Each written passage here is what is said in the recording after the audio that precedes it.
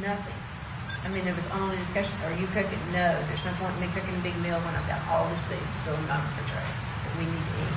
Okay, that was it. That was a discussion about food. That was it.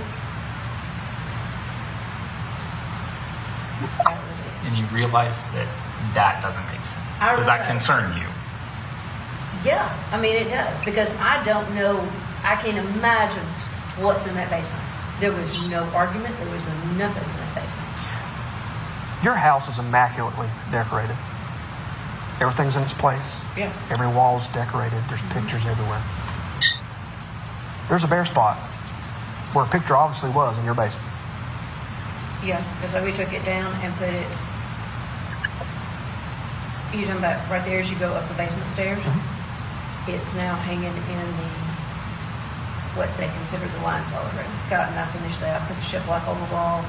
I painted a piece of furniture put in there. We moved the 2 chairs. They used to be in my other house in the, what was the one upstairs? And then that room, up until this year, was just a storage room that we just shoved everything in at the end. Scott and I got down there, put the shiplap up, stuck up the walls, painted it. The hutch in there was my mother's, and I painted So that picture was moved how long ago? when Scott and I finished that room, Which would have been? first part of this year. So your house is that well decorated, and you removed that picture and left holes in the wall where the anchors are. Yeah. You don't seem like the type to leave it that way. You know, it was just one of those things, we moved it, and I knew that I was going to paint the entire wall to do it. Now, that basement was repainted during the fire, and there was several other things that Scott actually did the tile work that's underneath there. We had to rip off some molding and stuff when we did it, and it's got still all be, touched up and done. And I was just going to have Chris's painters come in and retouch up several other places through the basement, and it was just my thing. I'll have them fix it when they do all that. I mean, because that was part of their, we paid them to do the basement. Scott and I painted it the first go. Didn't paint it out to the fire, because Scott and I chiseled that in the kitchen area, and then on down the hallway into that thing, there was tile down there, and Scott and I chiseled it up, and everything ready for the flooring to be put down. Okay. And that was just part of the deal that Chris's painters would come, and do the touch up and stuff that was done from it. And I had just left it. Okay. But that big picture, yeah, I moved it to that room. It's down there on the very end. That was the picture that was hanging there. Makes sense. Like my study, I've been painting on it now for quite some time. And the ceiling, I put a coat of primer on the ceiling not too long ago, and have not come back to finishing coat on the ceiling.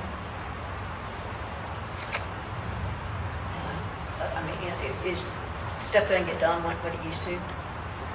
Yes, every wall in my house, but you've got to understand, my other house everything was bought for that house and everything, so we bought a house intentionally so that all the furniture could come back to it, and have a home for it. Sure. And that kind of stuff. So, I've bought kitchen table, I've bought that since we've been in the house.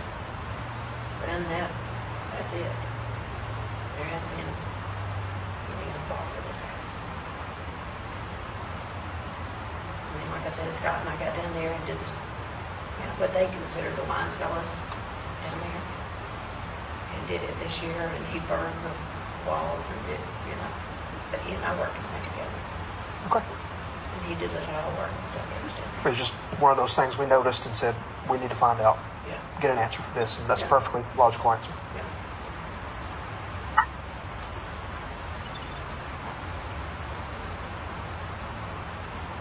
Scott can attest. Scott's the one who moved it.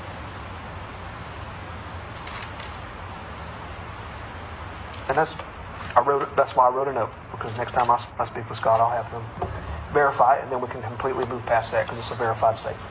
Make sense? Thank you. But yeah, I do. My house is always clean. It just is. Did you see it the night of the 3rd?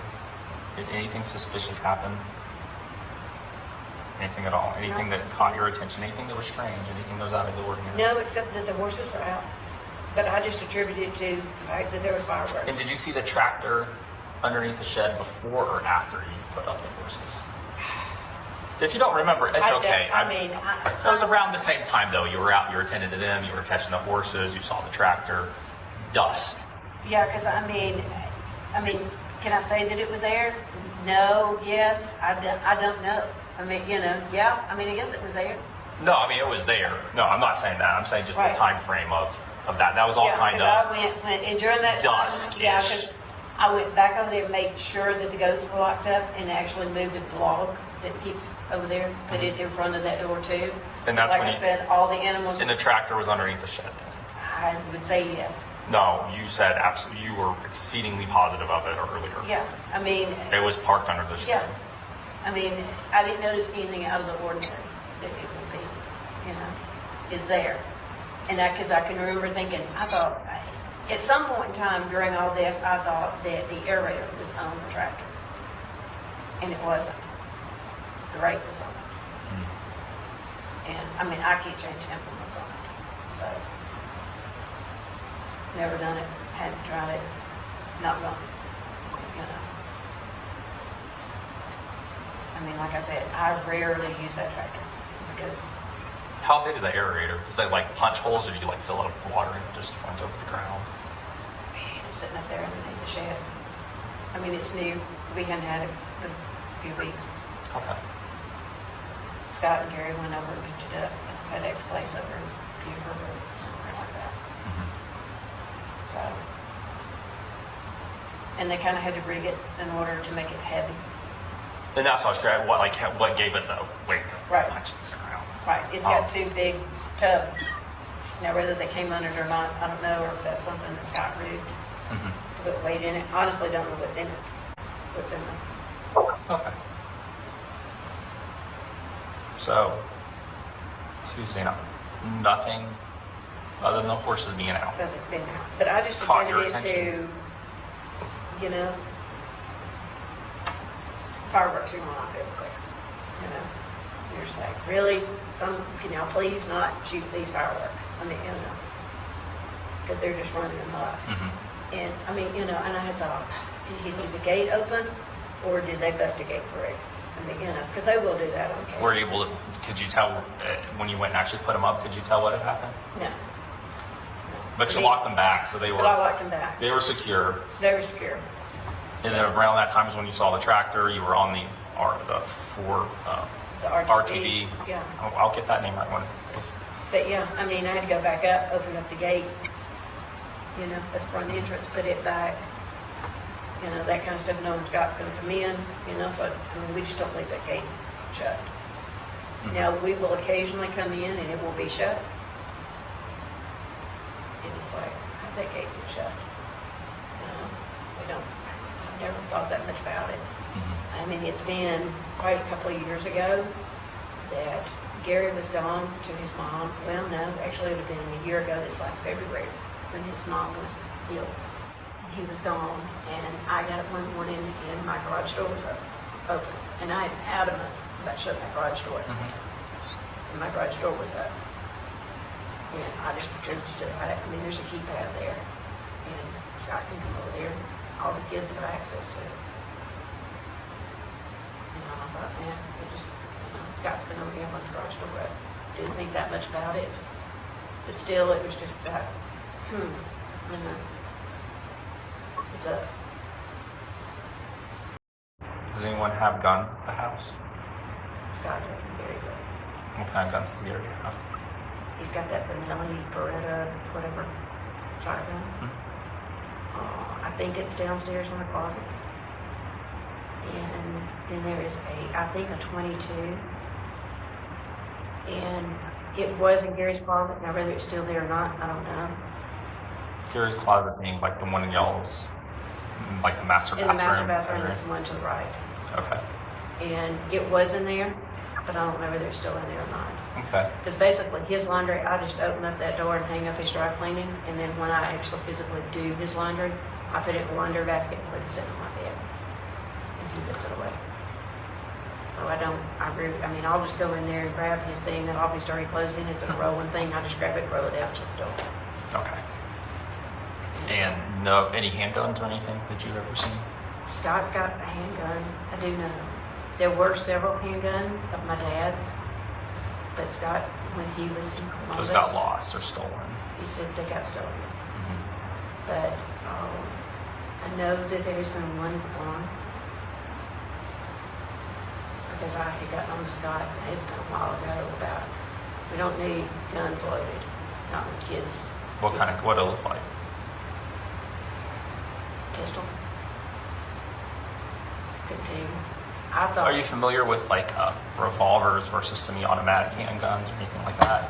Well, like did it look like one of those that had the thing on the top that goes back, or did it look like it had one of the things that spin? Like when you fire the gun, it spins in the middle, and you like flip it out like the old-timey guns. It looked like an old-timey gun. Was it an old-timey gun though, or did it look newer? Just that style? No, because I remember, I think he and I had the conversation about it being rusty or something like that. Okay. Was it in a case, or was it just No. sitting out in the open? It was just up there. It was in the tool room where he's got all the guns hanging on the wall.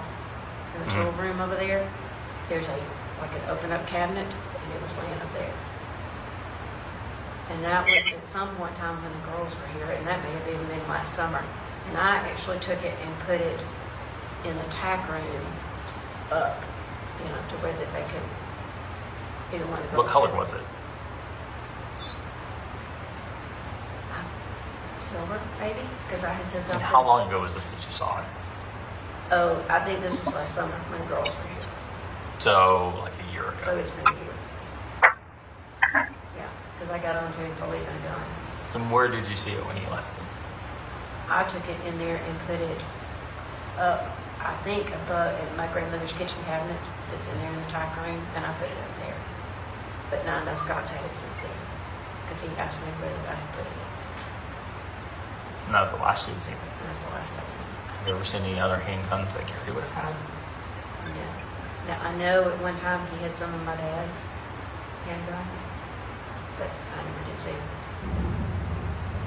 what he had, I know he used to keep one in the top of his closet, but I don't ever get up there in his closet or anything. I know I painted it back, I think 3 years ago in his closet. He took everything out of his closet, I painted it, and he put everything back Okay. in his closet. And matter of fact, he got rid of it. What if I told you we found evidence of the shooting in the basement? Not saying he was shot there, just simply saying evidence that suggests that he was shot was found in the basement. In my basement? I would be very surprised. Okay. We'll be surprised. Because like I said, you would think if there was a shooting in my basement, I would have seen evidence of that when I went walking through there. As many times as we walked through that basement. Well, we found the evidence. And like I said, I'm just saying there's evidence of a shooting in the basement. Phrasing it very specifically. Inside my house. Yes, ma'am. Absolutely, 100%. See, I As real as I am right here before you. There's blood on both levels. There's blood in your kitchen. In my kitchen? Absolutely. No, that I haven't seen. Not at all.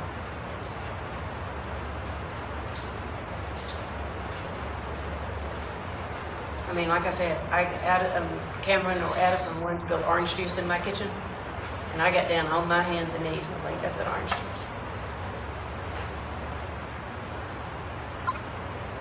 I'm adamant about, my kitchen floor, with everybody coming in and out. So no, I saw nothing. Like I said, when, Motley bit him the other day, but I didn't think he knew about it. It wasn't that significant of a bite. It wasn't. It maybe left a mark, but it wasn't like he was bleeding. Well, like I said, on Sunday, Amanda made the remark about what happened to your ankles, kind of thing. And he just Motley bit me, which I knew that he bit at him, but I didn't, I looked down and saw it, and it was, it was like he had like scrape marks on this side of one ankle, and then on the other one, he had right in the very back of his, leg. But I still didn't, I thought, that's probably what he's just telling her, that Motley did And it. blood by itself, okay. Blood with other evidence of a gun being fired is different. Right. And you see why evidence, and more evidence. See why the answer of I don't know is getting progressively more difficult for me to be able to. You see, right? I do see. I don't know if I'm explaining it very well. No.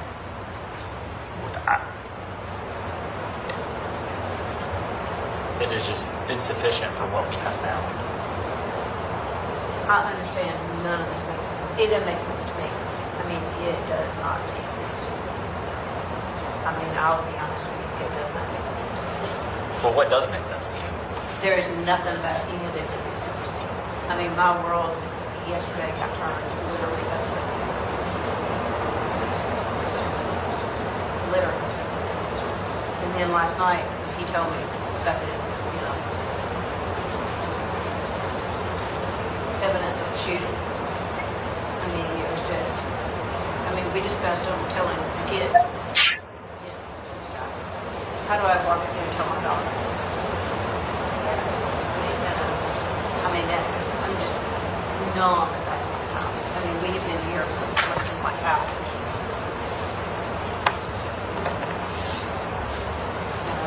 He brought Scott in here, talked to him, and then was it you who told Amanda last night? I didn't tell her. I told you and Scott were the only two. I told somebody else told Amanda, I guess. And I talked to Chris. Chris was begging me to find out who shot his. So was Scott. Oh, well, don't get me wrong. I want you to find out. But I will tell you, honestly, I did not do it. I don't know who did it, but I did not. I would have never taken responsibility for that. I had my daddy die when I was 36. I wouldn't wish that on myself. Well, and there's even, and here's the thing, there's even provisions in the law for things that are like self-defense. There's provisions in the law for things that are like things that happen at the spur of the moment, crimes of passion, if you will. Yeah. Like things that are just so insightful that people just react without thinking. These are all outlined in the law.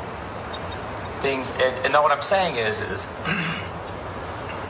without a doubt, it does not make sense to me that you don't know anything. It does not fit the evidence we've gotten. I understand. And with you sticking with, I don't know anything, and I didn't hear anything, and I didn't see anyone, and I didn't hear anything, and this body got burned over the course of a significant period of time, and someone had to come out there and tend to it and work at it and pour stuff on it. Clean up the house, clean up the tractor, clean up the RTV.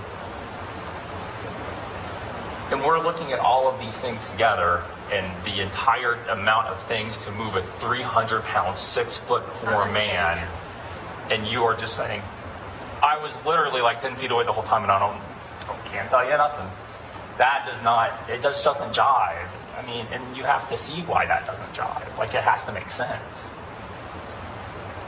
I guess at this point, with this, I'm going to do like what, one of my husband's partners said, get an attorney in this too. Because I'm telling you, I don't know. And you're standing here telling me, basically, you do know. And I don't know. I do not know. I would have never, ever done what you're explaining to me. God, I would have never, ever have done that. Never. Never in a million years. I had nothing to gain by him dying. I had everything to lose. Everything to lose. Like I said, my name was on nothing. Nothing. I don't know that. I know when we bought that house, my name was on the house. It's not on the mortgage, but it was on the house. But I have a feeling given the amount of money that I know that he has doled out to the kids and they have taken, I would probably say that that house is mortgaged to the hill. I don't know that, because he doesn't have to have my signature to do any of that. But I would just about bet my life that it is. So I would have nothing to gain. Matter of fact, I mean, I would be 1,000 times worse off. Nothing to gain. I mean, like I said, I know that his life insurance was canceled. I mean, you know, he canceled it. I think it was a term policy that he had taken out before I think we ever moved here, which that was in 95. And I think it turned, you know, and given his health and stuff, you know, he just couldn't keep it up. It's been like, I think, several $1,000s a month to keep it up. So, I mean, like his 401k, I know I had signed back maybe even a couple of years ago or so, the thing for him to draw money out of the 401k. That was when Emily got married. He was going to use that to pay for her wedding, which was to the tune of $30,000. And I'm like, why are we taking money out of the 401k to pay for a wedding to a guy that is a felon? But I went down to Wells Fargo and I signed it for him to take it out.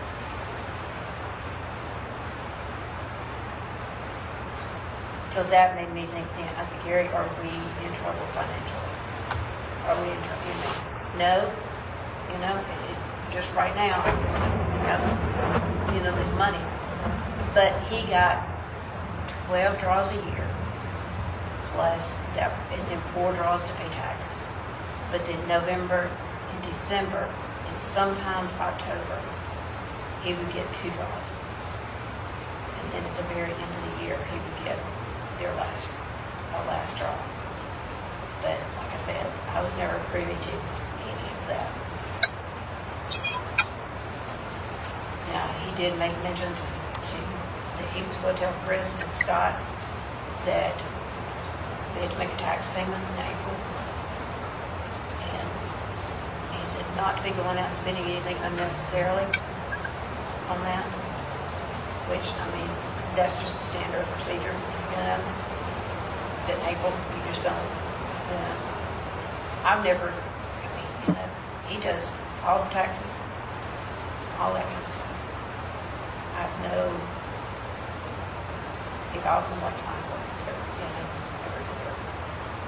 And I know this makes no sense that I know nothing about the finances. I know it.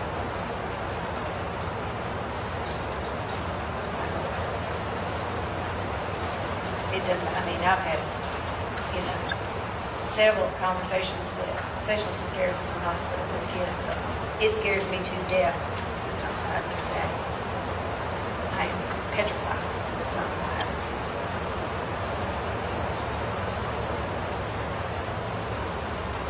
Because I'm going to be left. Probably nothing. Except that I can't go nothing.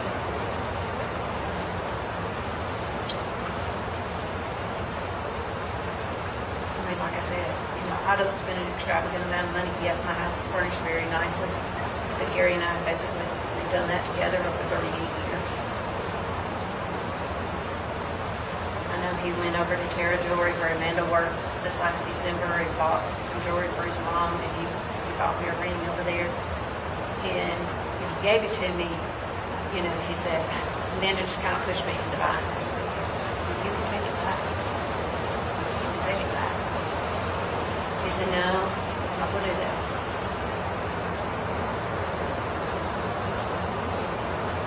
Like he bought me a neat coat like several years ago. And he gave it to me, well, I can't have my wife being the only one not showing a neat coat. See that? So I hope you leave me good. But, girls can have it. I'm not saying I don't have it, third closet full of it.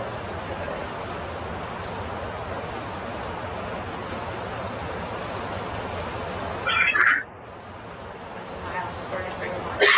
But like I said, it's taken 38 years to get it done.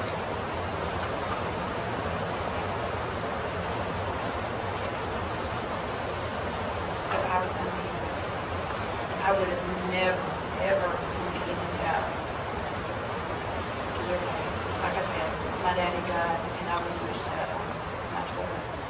Amanda's getting married next year. We're, in the process of beginning to,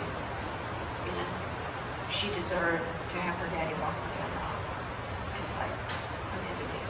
Emily did. We've got a brand new grandbaby, and I begged him to go and get, see what's wrong with you. We've got Olivia. She's precious. I want you to live to see her. And you just come here with me to go. That was my ultimate, scared to death that something would happen to him.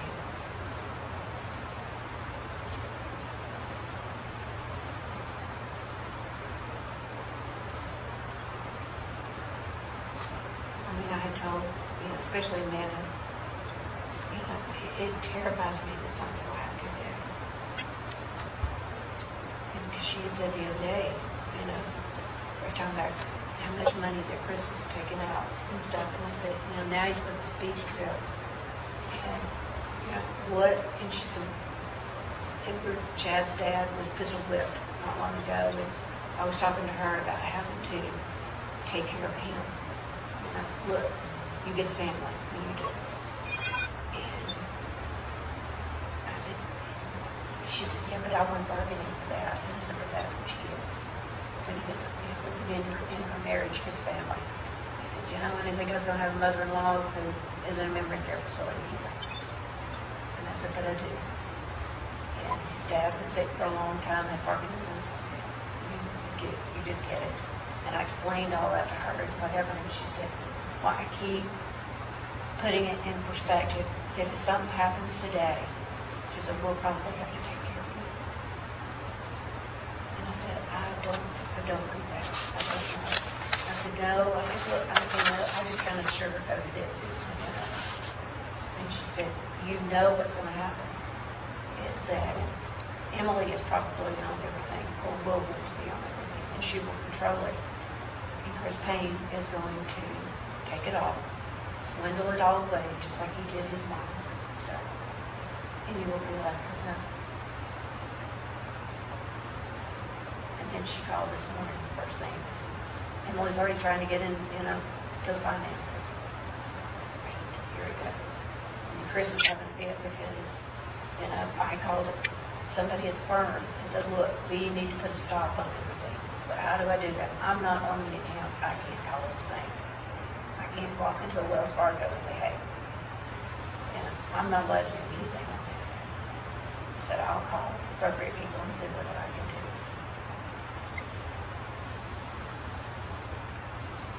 Like I said, nothing is in the name. No. They're one of the other detectives this morning said it's their will. I said, I have no idea. No idea. Nothing whatsoever. I said, he gives everything in his law. I said, he's on the floor. I can't walk in my law firm and just walk in.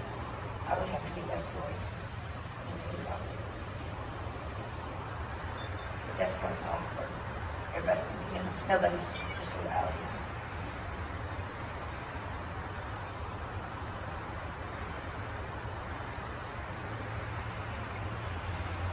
They're big offer. But I called him today and told him, I said, look, if anyone shows up, or Chris Payne shows up, or even my Chris shows up, don't let them get in that house. Just because I thought, well, they just escorted him, they can put their kids, and, I ain't been down there. I don't think I've been into that office since I know I went in before we bought this house. Because Amanda and I went in down there to get all the pictures in the basement. And we picked it up. That's the last time I've been in the office. 7 years. And it's like I appreciate it. that was the conversation that I had. Because we went to a wedding thing, and that was when Chad was talking about his dad. And what days he liked to have. He got no passes. And there was a girl that did it. That's when we talked to people, and that's when we had that conversation. You know, she said, it terrifies me. I said, oh, it does me too. She said, because we could be in the same way. We'd have to take care of him.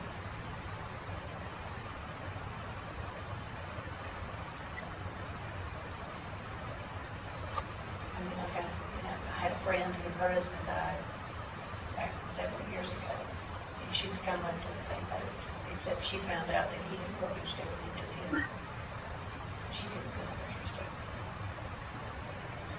In fact, she was basically left destitute. And that's my biggest fear, is to find out something. It's just that he makes great money. I do understand that. To a normal person, he makes an astronomical amount of money. But I couldn't give you a certain amount of what he would make. I'm not going to do that.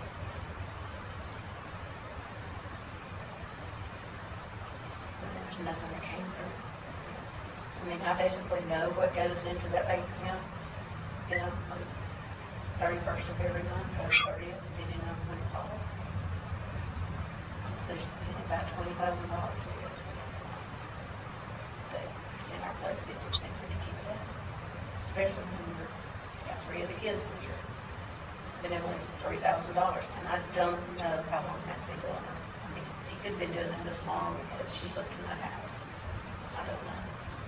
And like I said, they live in a $1,000 house, they live in $60,000 vehicles. It's furnished to the hilt. Everything she wears is designer, and you know. Like I said, we've done the spreadsheet, get on that up. And Gary couldn't be making the house payment all this time.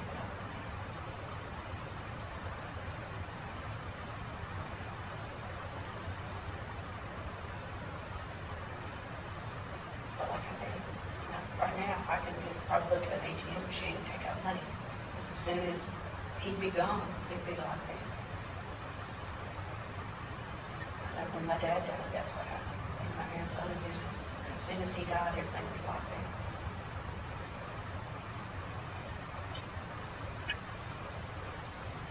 And then the only money I have sits in Monologue, which is probably about $100.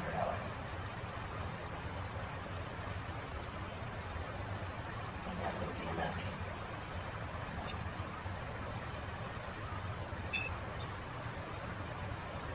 I mean, yeah, I'd be coming, you know, it'll be at 11. You know, go eat.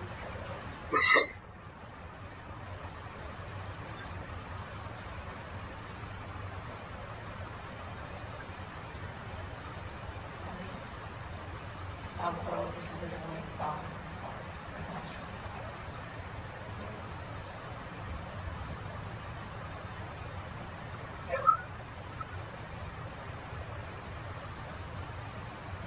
I mean, I've got 4 kids. Yeah. This has got to have their demons. They do. They always got hers. You know, the guy that she's married to.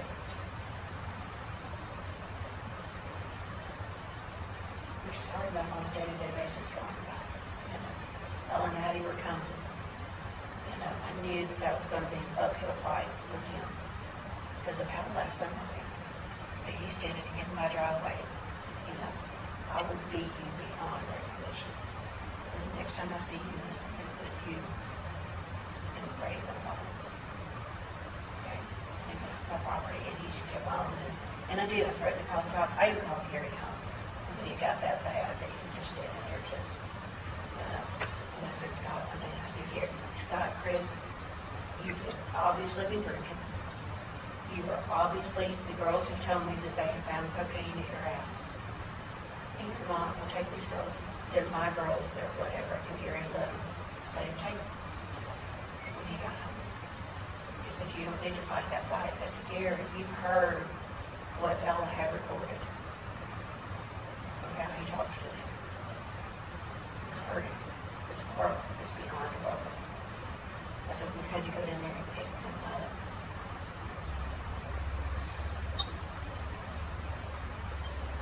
I know that Chris absolutely despises me because I'm the one who preaches to him all the time that he is.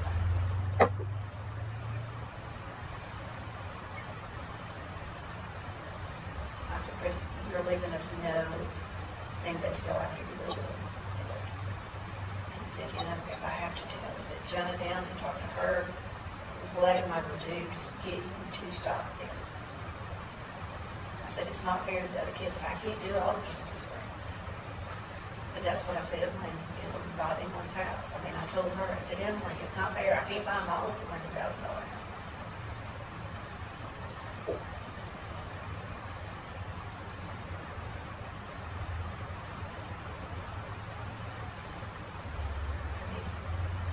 It's a horrible situation. But it's like I told Amanda this morning when she got there to the house, I said, this has become, it's spiraling out of control in a matter of hours. I don't know.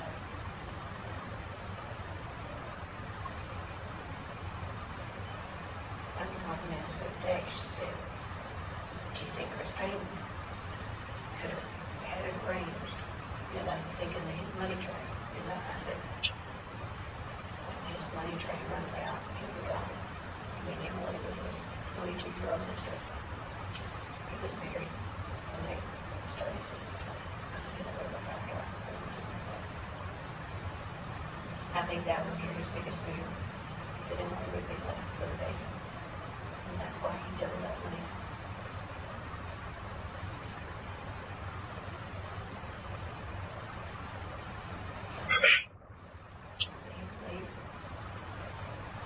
When I called him that day and told him, I said, they've taken Chris Payne to jail. They brought their beautiful baby and they brought him to jail. And I asked Cassie, can you just come? Please come. And like, I think she talked to him and whatever, told him any reason to come. And so he did. But I'll understand 2 weeks. Just to get them him going to court. All that kind of stuff. See if he was going to be extradited to the schools.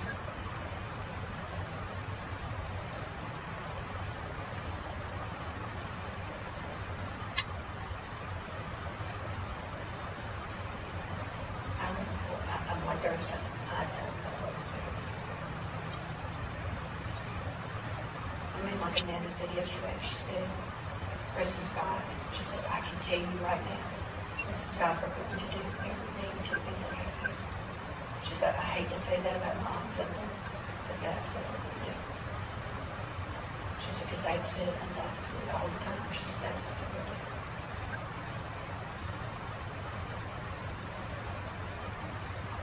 She said, I know you would never hurt her dad. I said, no, I would never. I said, I stayed up there with him at the hospital, the entire time thinking, I watched my daddy die, I watched my mother have a heart attack, and I told him, after all the kids left, I went up there one day, I sat there and begged him. I said, Gary, I can't watch anybody else die. I can't. Especially not with heart attack. I said, it's a horrible death. It's not a pretty painful death. You've got to quit. You've got to quit. And I couldn't find nothing to do. They kept jumping his car. You would take one of them and take the first one. You take one after another. We knew that's what he was doing.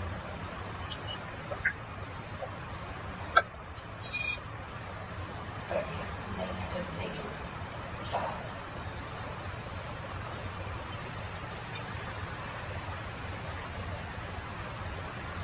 And I know to the outside world that the way that we lived was strange.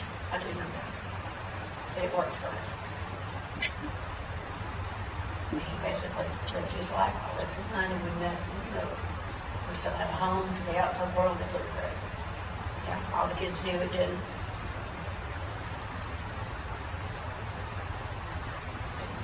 Like Amanda said, I'm used to it.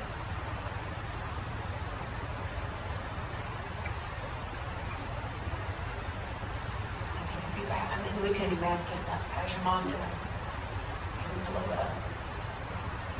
It doesn't matter if you do. She's fine. Carrie, I just saw her. She's not fine. But that was an imperfection.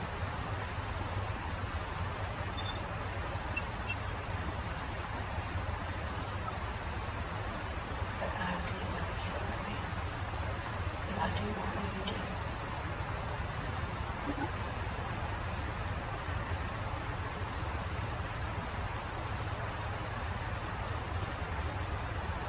I mean, I would not have stayed with him for this long.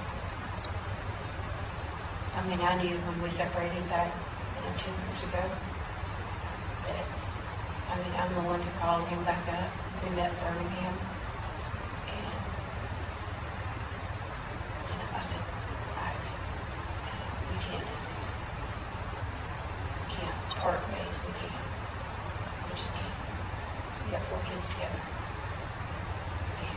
Got 2 better. Ellen and I were just baby sleep. And I said, we got to figure out a way. No matter how we live, that's how we do.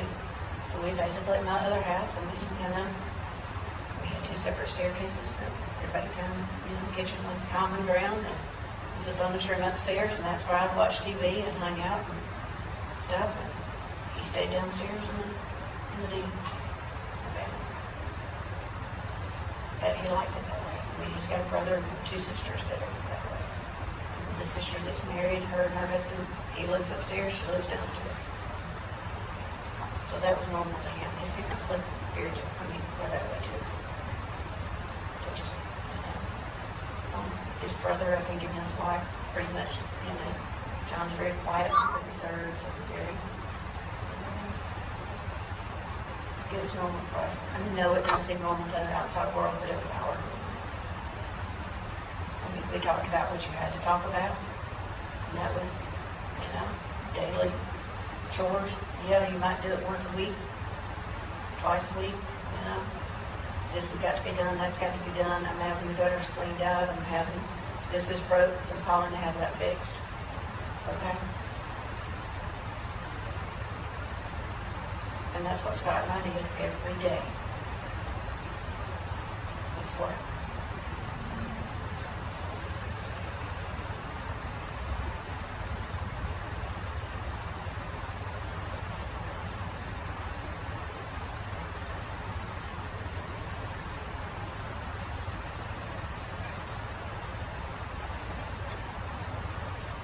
But I promise you with all that I am, I didn't want her. And I do want them to do.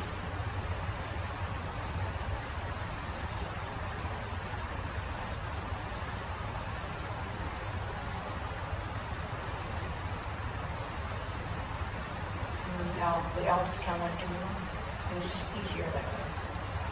So you open the door, make sure that the woods are not on fire, you shut it, and say, okay. I mean, like I told him yesterday, he slept with a CPAP machine. He slept with a door locked. But there's 2 windows that look into that bedroom, so you could look over and, hopefully he's still breathing. But it was not, he would have, as we call them, the infamous Farris spells, because his mother had spells like it. He would sleep, for hours and hours and hours. I mean, it wouldn't be unusual for him to sleep 16, 18, 24 hours, to get through these spells. So, that used to him not being up. But that was not unusual for him not to be in there.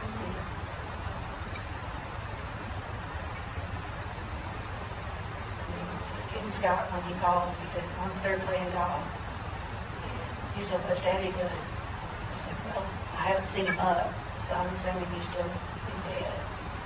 But then when I went by and I saw the fan was on blowing out, and I literally went to the bottom of those steps of blue and, well, the fan's on, so he's up. Didn't think anything about it. Nothing. That's all I'm thinking was they sitting there smoking. Which was not unusual either. And there was nothing unusual.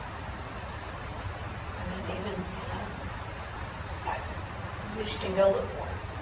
I mean, like the other weekend when the kids are all home, I mean, he finally came up at the time that we were going to eat and go to shower. And he sat and held Olivia out on the deck for a little while. I mean, it was not unusual for him not to come over when the kids were there. And he'd stay out and somewhere out on the property. And that was just the way it was.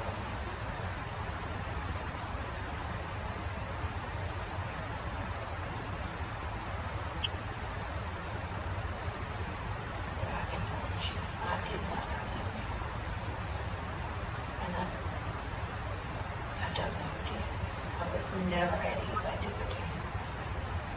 I mean, it's like I told Amanda this morning, she said, do you really think that Professor Scott One or Chris Payne would have done it? And I said, I cannot imagine anybody doing that. I said, you know, but yet Scott picked up, you know, the stuff that was in that fire. And he knew immediately what it was.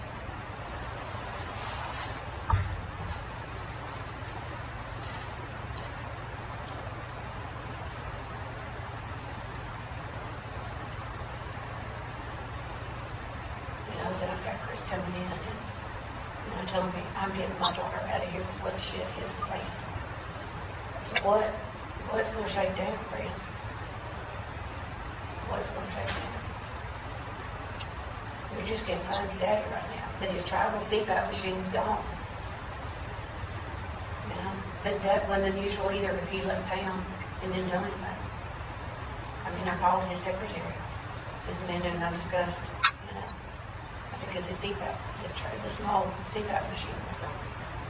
And she said, well, would he have left town? And I said, well, yeah, I mean, he's left town before and hadn't told anybody. But I did. I called Angela and I said, you heard, you know, do you know of any travel plans he had? Or because she knew more about his life than, but I know back when he had his gallbladder out.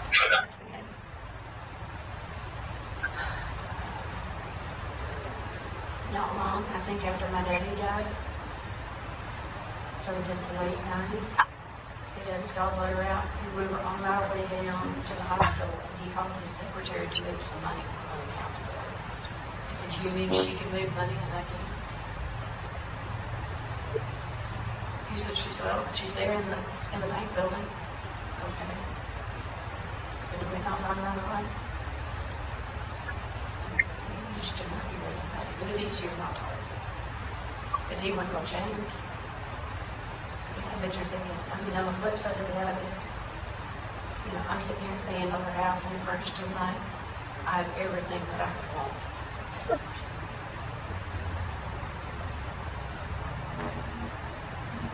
I just don't love it.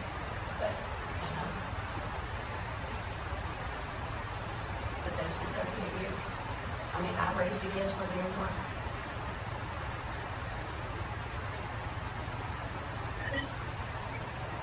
But it worked for us. It was, we didn't get all out brawls, and there was nothing. I mean, he'd blow in and you get your tongue lashing, and, you know, out you go. But I could pretty much talk him down. I know Amanda gave me a book several years ago about some sort of personality disorder thing, and I read it and said, oh, he described your daddy to a T. But I read the book and actually went to a seminar that they kind of had on it. And you learned how to talk to him. It wasn't, I mean, for instance, it was like, you know, hey, you need to put coat on the skull outside. You didn't say something like that. It would be, you know, that coat would probably look very nice on you today, but you wear it. That's the thing, you just, you know, did it. You couldn't say, hey, you know, you left all the dishes out on the, you know, kitchen counter. Did I say that? Yeah. But it would be, you know, could you please help me out? You know, I've had this, that, you know, all this kind of stuff to do. You know, would you help? And you would usually get it, okay. You know, after you kind of talk into it. But I know his sister and I talked not long ago. About the mental issues that were in the family. The sister had electric shock treatments, bipolar and schizophrenia, and that kind of stuff. And his mother and dad both had some mental issues. His mother had been working, and now she's on an antipsychotic drug, but she's in a mental facility and gets very agitated and something. And Gary had tried to kill himself twice before we got married. And she said, well, did you ever really know what happened? And I said, no, not really. I said, I know one time he took 5 pills, and the other time he said he was relieved. She said, Mom and Daddy always blamed you because you would threaten to break up with him. You know, and you would do something. And I said, but I was not privy to any of that. I was never told anything. So I said, I really never. So she happened to like me a little more, but she was only 12 at the time, so she didn't know that too much, you know, about it. And she said, I mean, she just kind of laughed it off and said, you know, Prozac and bottled liquor will cure anything. I said, no, that's not curing anything. And I said, you know, I'm scared that Gary's getting to make sure your mom and dad, I said, he sits and wrings his hands a lot, just, you know, like this. And I said, I'm hoping he's not getting Parkinson's like that. I said, but he does seem to have memory problems. I said, but that's only when he has these spells. And she said, well, you know, is he having mini strokes and stuff? And I said, I don't know. I said, he would not go back to the doctor to follow up. And that was just kind of like in a discussion about it. She kind of enlightened me in on the mental issues that were in the family. Because it's just something that was never really talked about. And his dad would go in and they put him in the hospital for 2 cold rest. And then I found out that it was to take him in and get him off pills, alcohol. So, I mean, there was a lot of dysfunction. So you just attributed a lot of that to just, that's just the way it is. I mean, he and I had, you know, discussions about what did you and I used to talk about on the phone. And I could talk to him more on the phone than I could person to person. Or if you really wanted to, it would be a text message. I mean, like Amanda emails me. Just almost a simple response back. If a typical response from him was, I'm driving right now, I can't talk. So everybody got that. It wasn't, you know. I know Chad called me one day and he said, well, I tried to call, you know, Mr. Farris.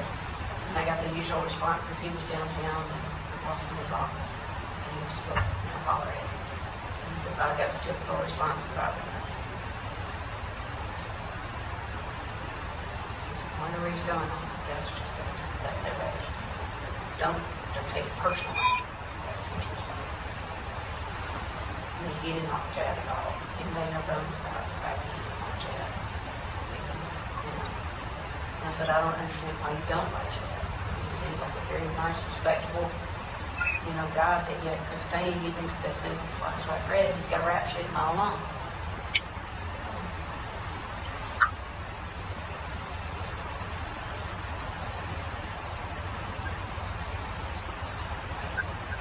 I don't know what to do. I talked to Harry Carl this morning, and I said, look, they're all showing up at my house. I got one child to go, you know, come down here and get on the banking and stuff. I'm worried about my other. I said, I'm telling you right now, putting all my cards out on the deck. This is what is going on. I need to talk. And he was going to. He said, I will call you back and give you the information when I get back to you with you. And I talked to him, but he said, I'm still having to work on things, and I'll get back. I said, what is his name's name?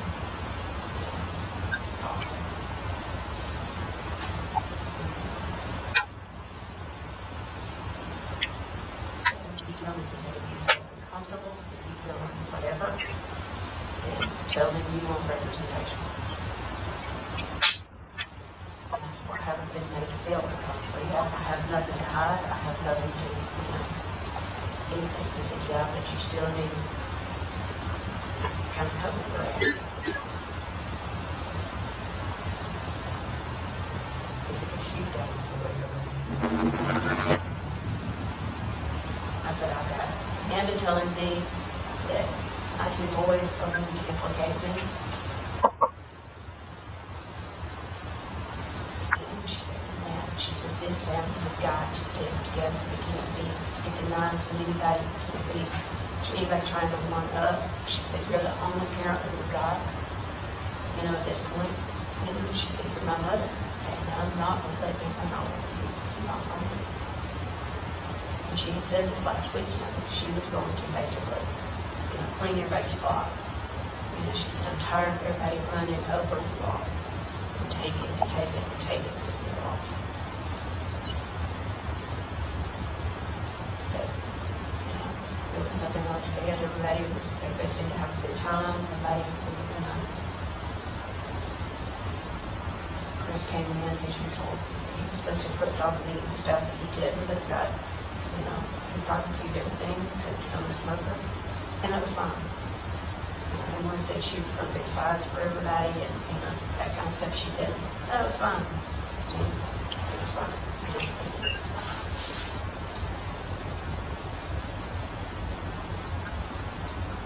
I did not. Lunch, I did not.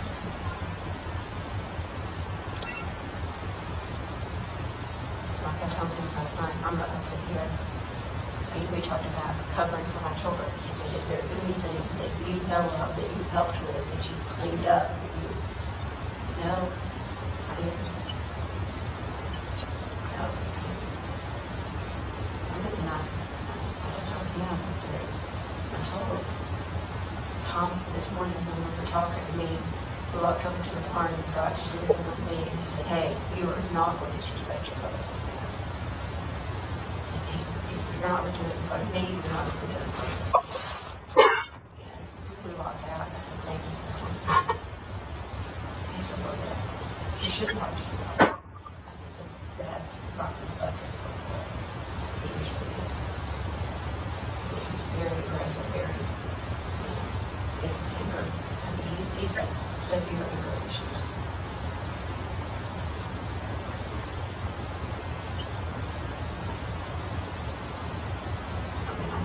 But he's been that way all his life. But since he got back to Iraq, it is far worse. Like I told him last night, we went down to Columbus.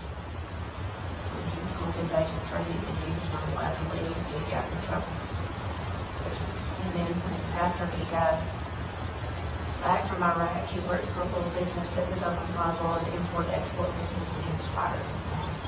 Because he could moving stuff downtown New York, and he took somebody with him and he was not supposed to.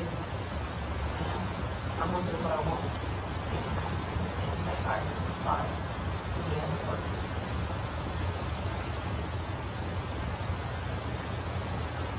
I mean, when I stayed after him, Scott, did you get a job?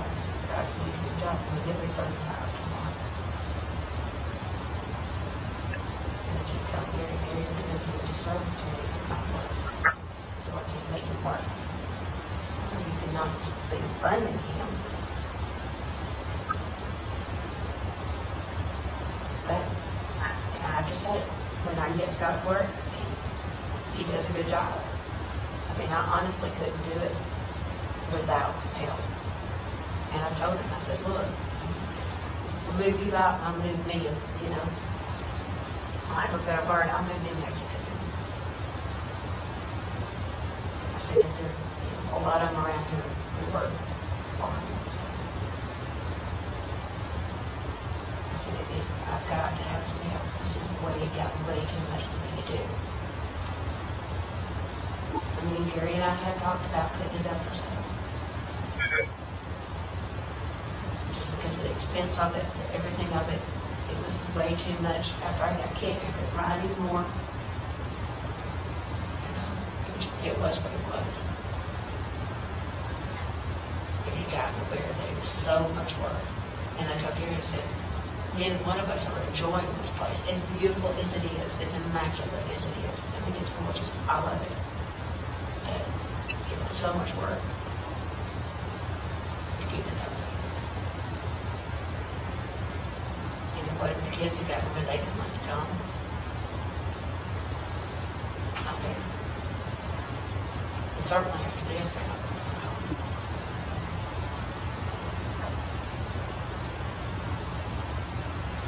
But Gary would, when the kids would come, Gary would say, something about, y'all are not helping, work and do, that kind of stuff. So they just kind of got there, they just stay away. Of course, Scott was just as bad. I mean, Scott would get just belligerent anytime that anybody would come out there and get angry because of what he did. I mean, he was, but on that gun for the summer, I mean, Ella's going to be here to the 18th, and then Addison will be here the rest of the month.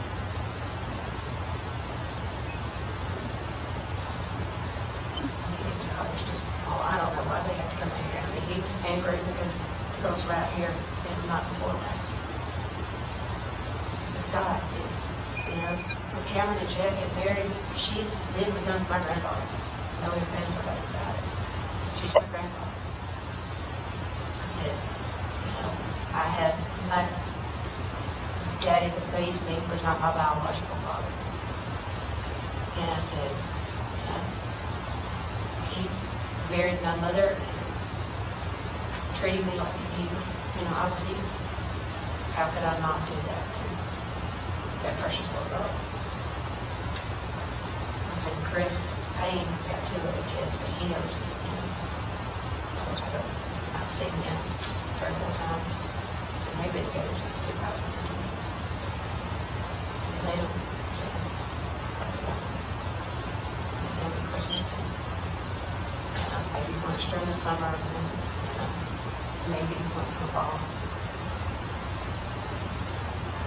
So he really didn't see him. So it's like I really get myself more when they lived here. But then they moved away from here. It's 3 years ago.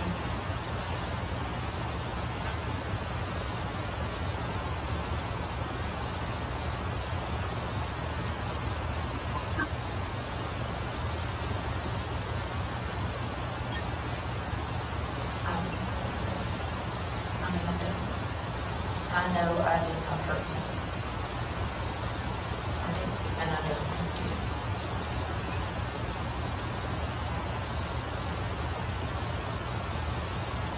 And I understand you when I say I don't know. You don't understand. And I know that you don't understand the separate life that we live. I know you don't, because nobody does. I know Amanda, her last boyfriend that she had, we moved her out of that bad situation. He was bad at drugs and that kind of stuff. And it was, I don't think he ever physically abused her, but he stole from her and that kind of stuff. We moved her out of that situation and got her into another partner. We had several discussions about that. She said, I was angry at you at the time, you and Daddy, for doing that. Then I met Chad, and I found out that it was to have a good relationship with somebody. So she didn't take her long dating.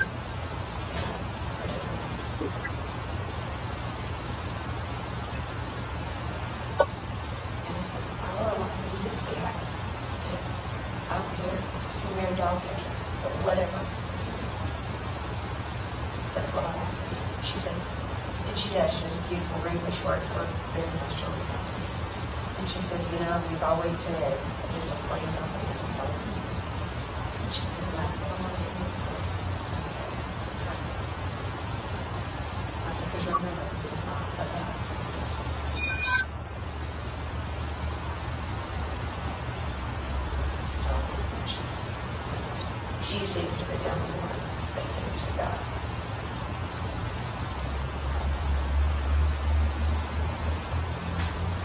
But I'm sitting here and promise you I would never, ever.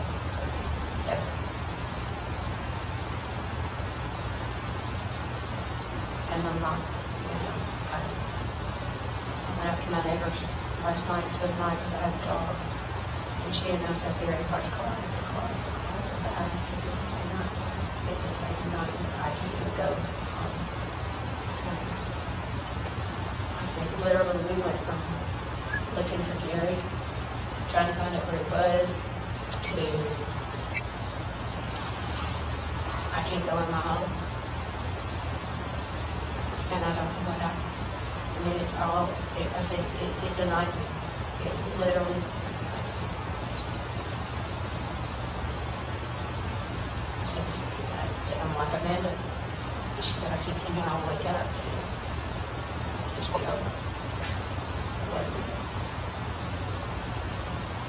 And I said, the worst part is I'm the only one there. You know, with the exception of Scott coming in and out, I'm the only one there. And I should have gone and checked on him. I should have. I mean, Emily said the other day when we were looking at him, you go down and check on Emily. You know, you just leave it alone. Don't, now's not the time to yell. Now's the time to find your dad. Amanda's calling him, I called him, Scott called him. And sending emails and text messages.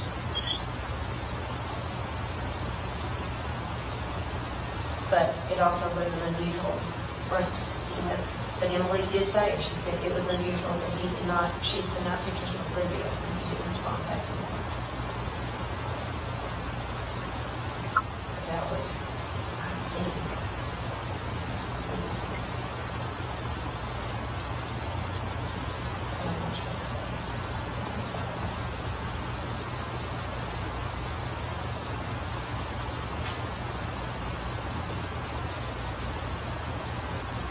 this whole thing has so scared me.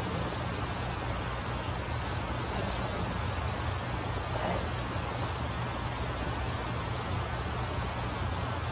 The worst part is, I don't know.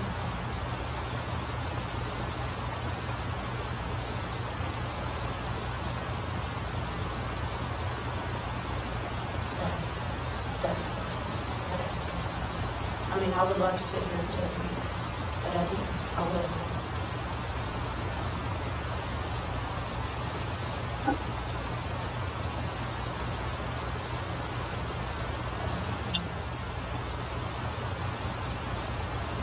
I wouldn't have had anything happen to him for him.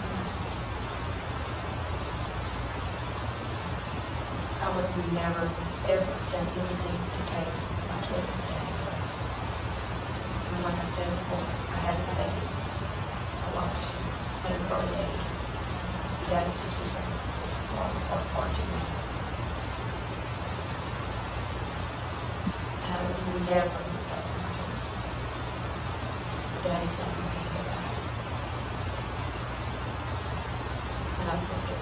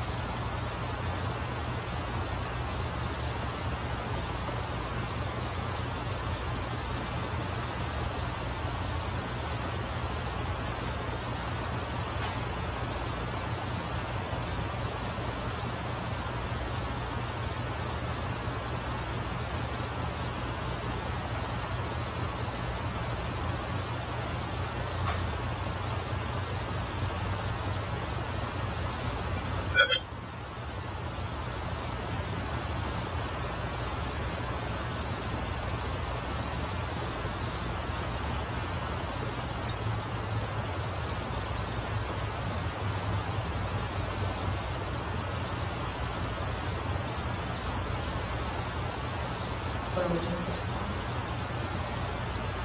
Stand up.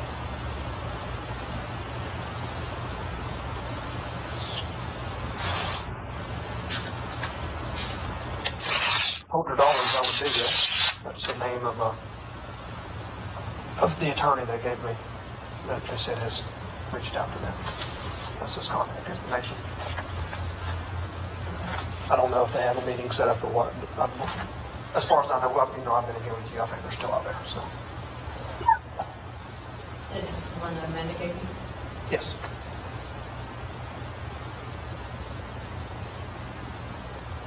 Do you know who else here? At this point, I do not, because the last at least 2 hours I've been in this room. So I don't know if they've gone to get food or what. If you don't have anything else to state or any questions for us, we can walk out there and chat. I mean, like I said, this is my worst nightmare. I can't even think at this point. I mean, but I can sit here and take you all day long. I did not do that. I can perform a shooting.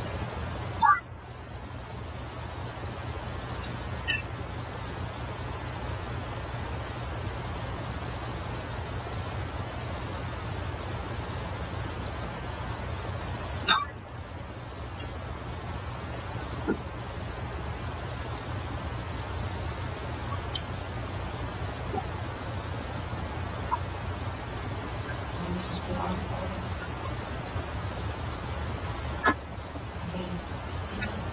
I'm sitting there thinking last night, could one of my children have done it, which is the worst nightmare. Just thinking that one of them could have done it. That's my worst nightmare.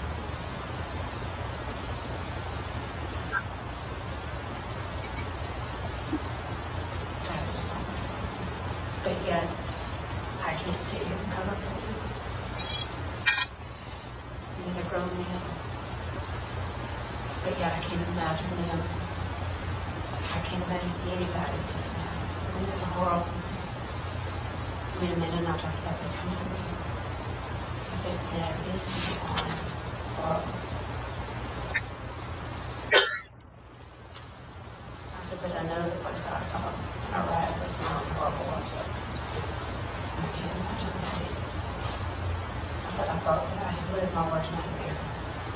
You know, my daddy died, and Scott went to Iraq, and my mother, everybody, and that's like I told Chris, my Chris, back several years ago when he was in college, and he was arrested on DUI. And I told him, I said, I thought I had made the first walk that I'd ever made, and that was when I walked out of the hospital with my daddy died. But this is the worst walk that I've made ever. Walking out of the chest.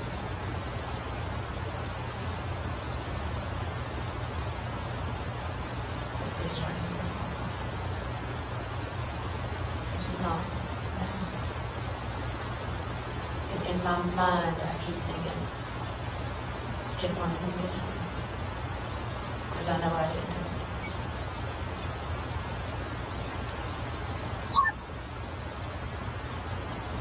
It's a big deal.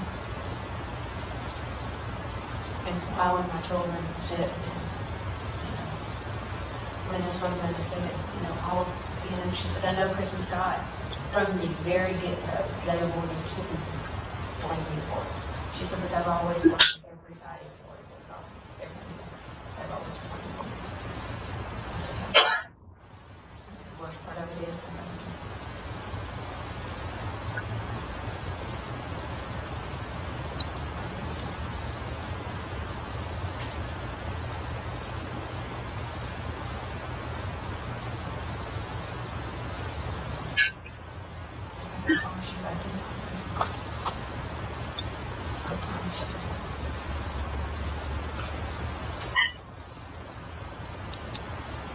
I can't even walk up. I can't walk up there and look at either one of my kids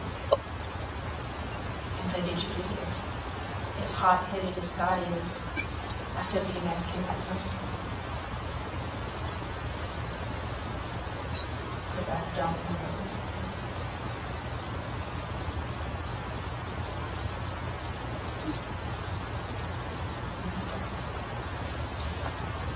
That would be a mother's worst nightmare.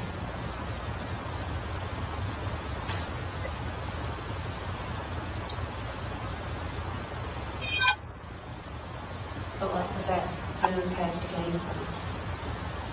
I certainly don't. Chris gained from it, yeah, because he ultimately that's going to, that could be stopped pretty quick. But like, Amanda has said, and everybody has said, Scott looks at that place as being his. That's my barn, that's my tractor, that's my, no, it's my church. But I did, and I thank Tommy, whatever his name is this morning. I said, thank you for calling me name. I said, but that was nothing compared to what he did. He said, I wouldn't let my children to do that. I said, he said, what's that? I mean, a man Kuykendall, calls him down pretty regularly about talking the way that he does, but he does the same thing here. I'm just me. He talks to everybody like that. I mean, it doesn't matter where we are. He's hot tempered.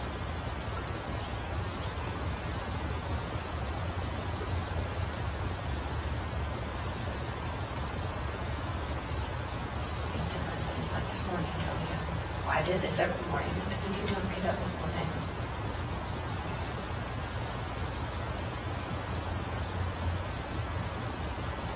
I mean, that's right. Gary's name, but you try.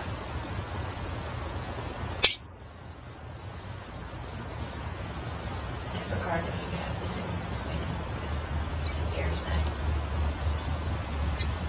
And Scott has nothing.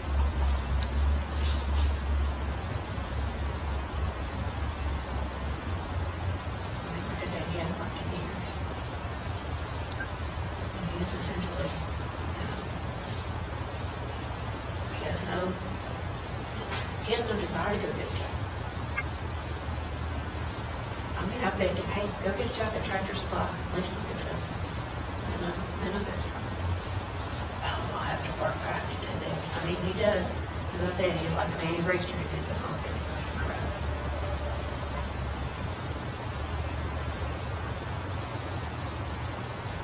I mean, I love him to death. He's my job, but he is what he is.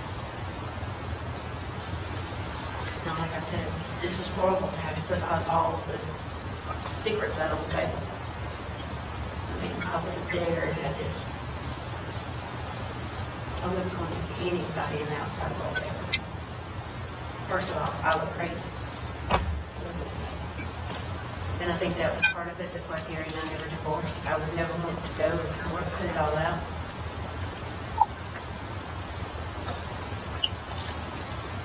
I mean, like I said, I thought we'd done a pretty good job of hiding from the kids. So I guess they always knew more than what you thought that they did. So like I said, it was fun to think.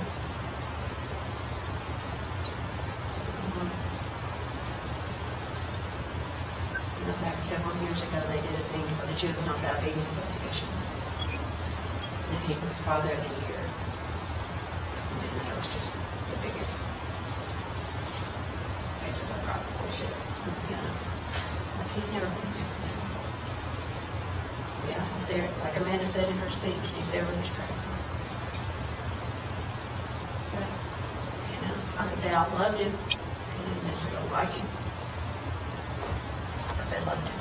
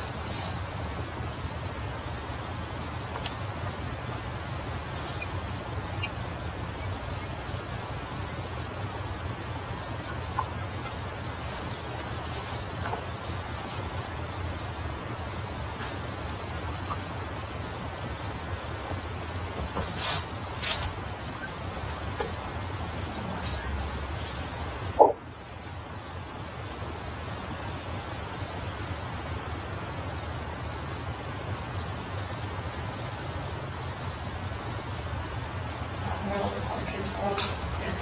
It's gone. It's gone.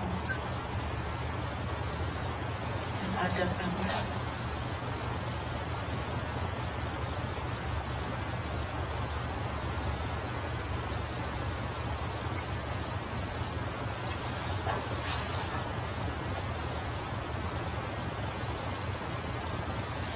But the worst thing of it is finding out.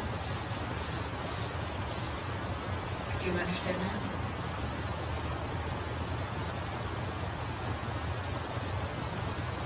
Because if it's one of my children, that's the worst. I can understand that feeling. That's the worst.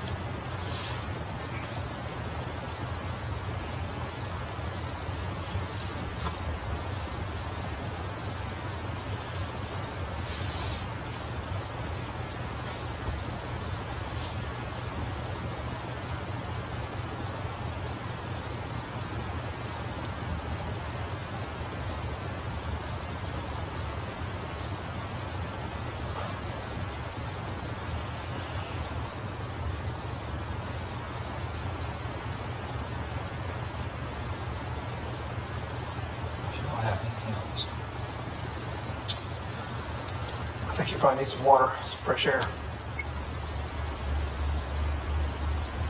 Give my phone. Think that like it was.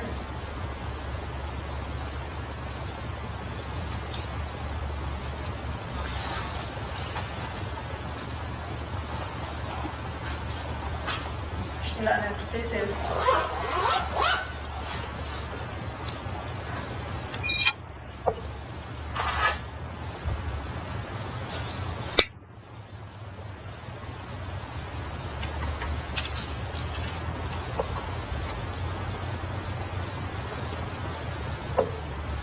Let's go see her parents.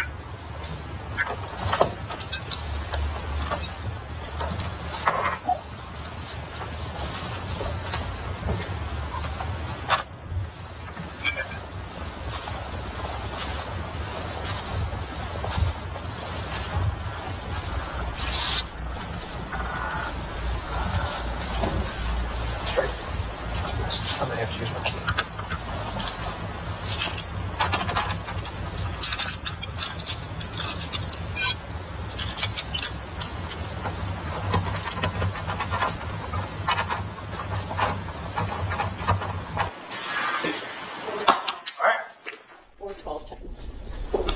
All right, lunch is here. Y'all be excused lunch. We'll start back in about an hour.